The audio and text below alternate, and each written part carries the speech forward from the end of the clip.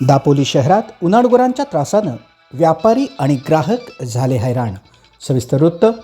दापोली शहरात सध्या उनाडगुरांच्या समस्येनं रौद्ररूप धारण केलं असून शहरातील मुख्य बाजारपेठ, आझाद मैदान परिसर आणि एसटी स्टँड परिसरात मोकाट फिरणाऱ्या गुरांमुळे स्थानिक व्यापारी आणि खरेदीसाठी येणाऱ्या ग्राहकांचं मोठं आर्थिक नुकसान होत असून सुरक्षिततेचा प्रश्नही ऐरणीवर आला आहे.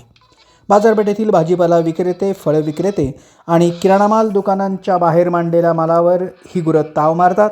त्याचप्रमाणे अनेकदा दुकानांमध्ये शिरण्याचा प्रयत्न केल्यामुळे मालाचं त्याचप्रमाणे दुकानाच्या तावदानाचंही नुकसान झाल्याच्या घटना घडल्या आहेत. रस्त्याच्या मधोमध बसणाऱ्या गुरांमुळे दुचाकी आणि चारचाकी वाहनांना मार्ग काढणं कठीण होत आहे, ज्यामुळे वाहतूक कोंडी नित्याची झाली आहे.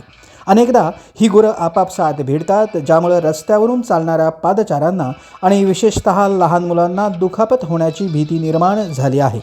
तरी दापोली बाजारपेठेतील उनाडगुरांचा बंदोबस्त दापोली नगरपंचायत प्रशासनानं तातडीनं करण्याची मागणी नागरिकांनी केली आहे.